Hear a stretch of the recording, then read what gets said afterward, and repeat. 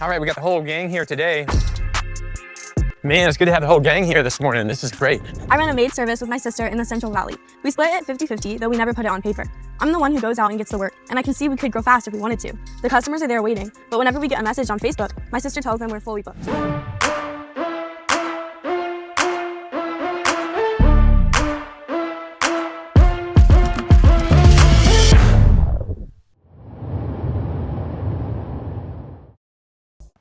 So recap, two sisters, they own a cleaning company, a maid service in Central Valley, California.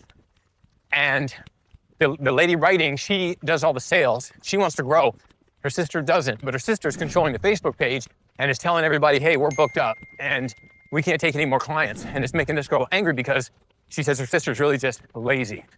But it is the one writing who says she does all the sales. And they're 50-50 partners, but not on writing, on paper, and they're having fights. That's the first thing I would do is get out of the partnership or get a agreement on who's the 51% and actually put it on paper, because they need to have a final decision maker. And the first decision she needs to make is fire her sister from that role and put somebody else in it to schedule the services.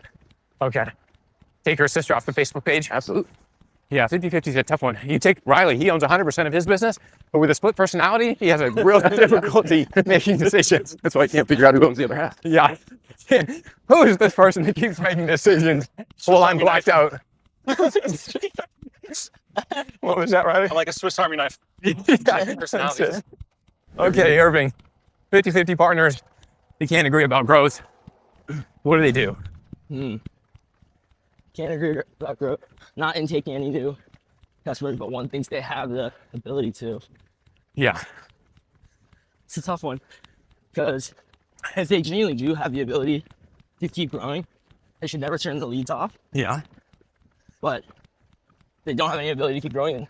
Like, they might be running it full throttle, and they just don't know that the next step is to hire more.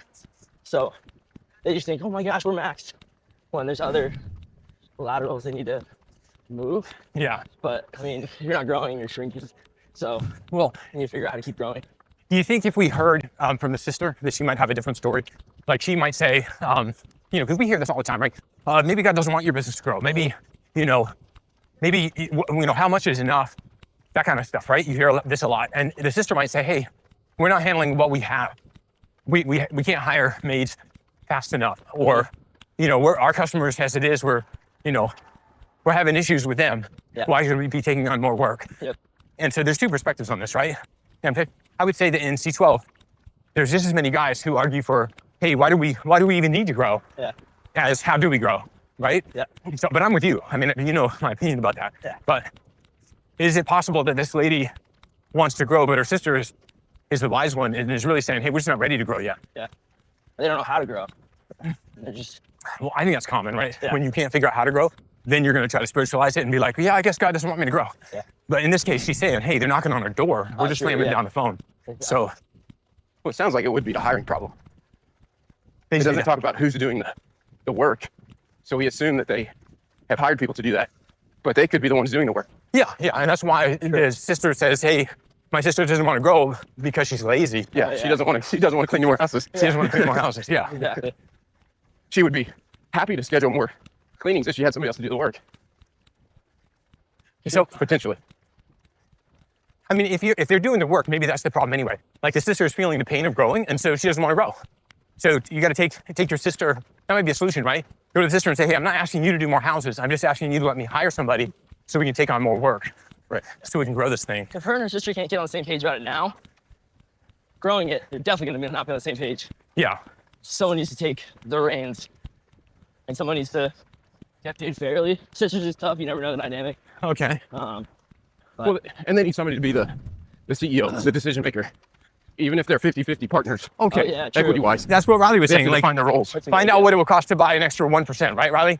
Yeah. And so then, like, that'll be the logjam. Do you not think that a 49% partner, if they're not getting their way, is able to grief the whole thing?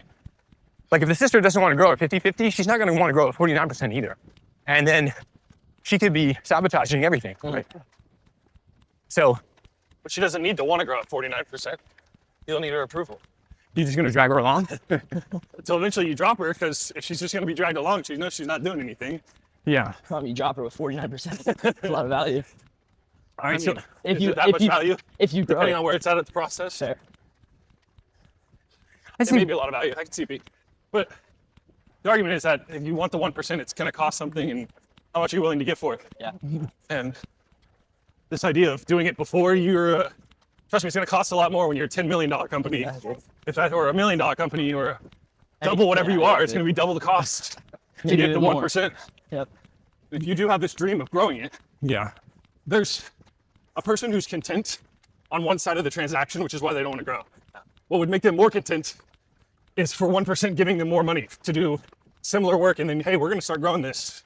We might need to look at finding somebody, but I need this 1% so I can make decisions. If you're like, I'm going to pay you more, or you're going to get, I get the 1% of the ownership, you get 52% of profits, Yeah. then it's like, this guy's going, okay, well, I'm content with where I'm at. I'm just going to be making more money. There's ways to propose it of getting this 1% where you can pay them off over time for the 1%.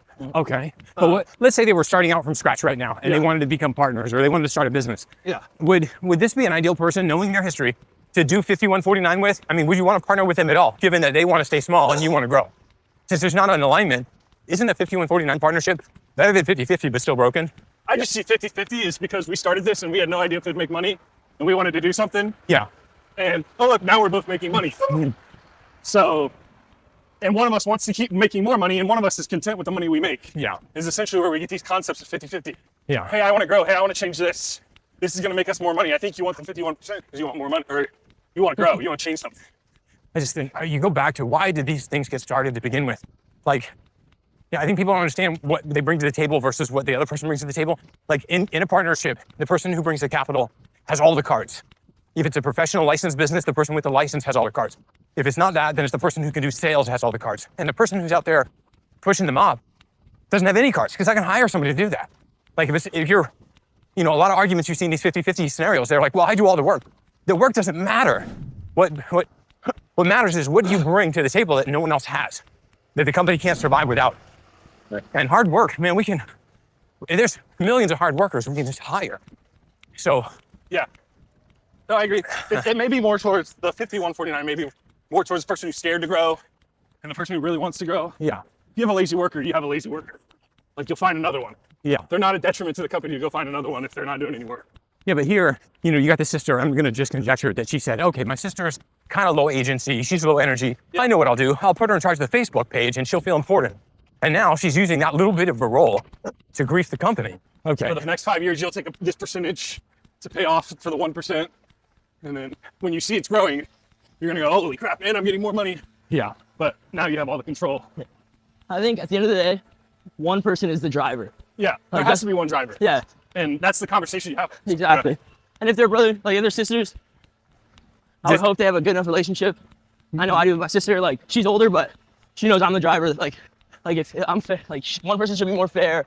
It's easier to lean on the person that's pushing harder, and that person should take control and have a conversation. I don't know. Like, I think having a sibling doesn't necessarily make it easier. Yeah, I think it can really, because you got all sorts of jealousy dynamics. Yeah. That's true, yeah. Yeah, fair. I don't necessarily think that makes it easier. What makes a sibling less jealous? Making more money. Okay. See, I think For the that next 5 years. when you hear For siblings, the next 5 years, you're going to have all the Thanksgivings with all the money. I'm going to have 51%. You're hosting. You're hosting Thanksgiving. But after that, it's going to be... see, with you and your siblings, it's always fun and games. You guys always get along. Yeah. Like, it's not a typical family dynamic. And these people are arguing and having shouting matches over growing or not growing. Like, this is more typical toxic sibling rivalry kind of stuff. You think they would start a business even if they're have a toxic? Yes, they do. It's not toxic until you add stress. Yeah, it all seems like a good idea on the front side, doesn't it? So my father-in-law starts a tree service with his brother. His brother loves to hunt. Hurricane season in North Carolina coincides with deer season. Ooh. And so anytime there's a hurricane, this guy's looking to make half his income for the whole year in the space of a couple of weeks, pulling trees off houses. But the brother says, I'm not going. It's hunting season. And no matter what the amount of money is, he just won't do it. And his brother had gotten a settlement from his wife's parents. And so he just didn't need the money. And so they needed to shut it down. He says, I can't do this. Oh, wow. And the problem is, this is so weird. His brother had a Quonset hut on his property where they store their equipment, and Danny didn't have room on his property for that equipment. So rather than rent a storage unit to keep the equipment, he just felt like he couldn't do it without his brother. And he shut it down. Wow. And that's like, again, the guy who does the sales or keeps the relationships, he's got leverage over the guy that just does the work. But the guy with the Quonset hut shouldn't be the guy who's able to arm his way in or muscle his way into a 50% share of a business. Yep. Especially if he's not willing to help the business grow. Mm-hmm. Look at I this. think Brian's situation is the way you should structure it if you have a choice. You can have your name on the door, but you're not 50-50. I mean, You can share in the profits of us winning, but I'm in charge. there's got to be somebody in charge. I mean, it's biblical, right? A servant can't serve two masters. I know that's out of context, but and people get mad at me for taking parables for face value instead of the context that they're supposed to, like the lesson they're supposed to teach. Yeah. If two people are fighting for the wheel of a car, you're going to wreck. I mean, fundamental, good management is accountable. And if there's two people, there's no accountability. You're just going to constantly be fighting and recriminating. Hey, I told you this wasn't going to work. And even if somebody gives way in a partnership and says, okay, fine, we'll do it your way. Well, they're going to try in the background to prove that they were right all along, right? So they're going to be working against the cause. Exactly. And it's just I don't see how any of these work.